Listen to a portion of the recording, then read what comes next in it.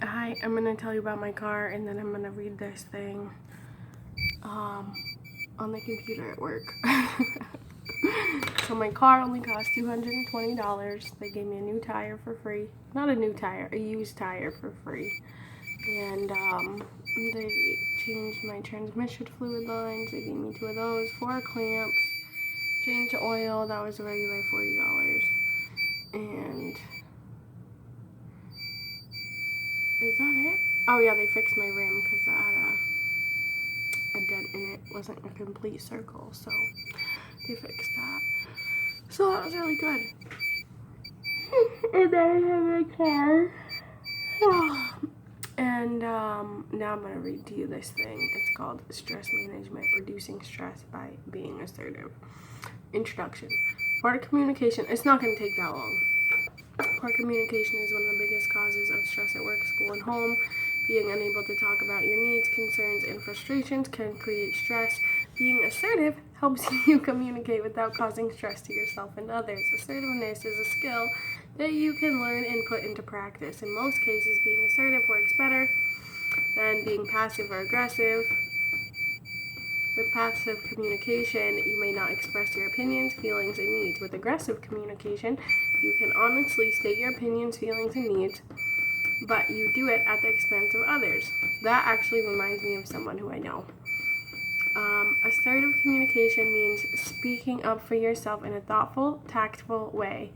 Being assertive helps you express to yourself about things that matter to you. This reduces stress by helping you feel more in control of a situation. You can also use the steps below to help you define a problem, describe it to others, and express your feelings. Write out a plan to be more assertive and get comfortable with it. Practice it out loud so you can hear what your assertive statements sound like.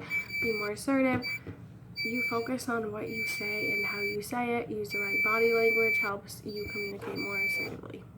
How can you be more assertive? Having an assertive discussion. State your concerns, share your feelings, propose a solution, describe how your solution benefits the other person, make a deal. How to use the steps. To have a good experience carrying out an assertive discussion, it's helpful to do some preparation.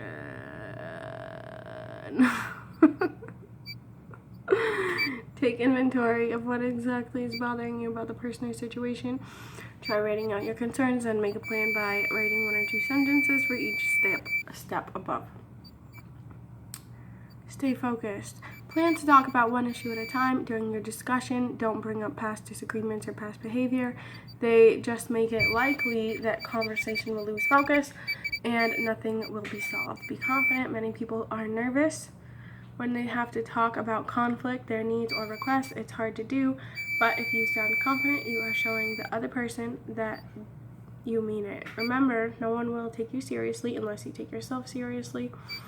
Practice your step-by-step plan alone and get comfortable with it. You may find that it's easier to write your plan than to practice it out loud, but you'll do better in the real situation if you've heard yourself make these statements before. If you can, practice your plan with a trusted person. He or she can give you feedback about your message, tone, and body language, and about his or her reactions to your request. Be confident. Body language is the way you sit or stand, move, and use your eyes and hands when you speak. Sometimes when you think you're speaking assertively, your body is sending a different message. That message can get in the way of what you're trying to say. Use the right body language helps you communicate more assertively. Try these 5 tips. Make eye contact. Sit or stand up tall with a straight back. Speak clearly and firmly.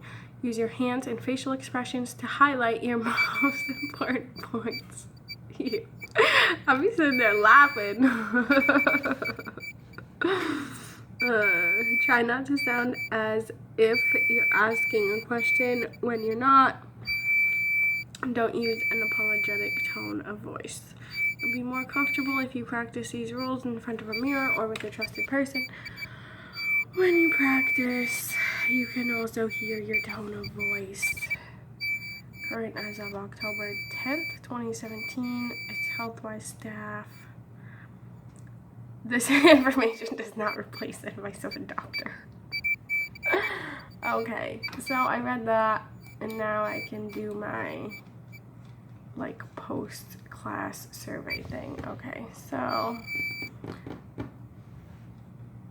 yeah, and then I think I get to sign up for a new thing. Shit, what is this called? I don't know what it's called. I can't exit out. Oh yes, I can. Okay, I should probably go. Bye.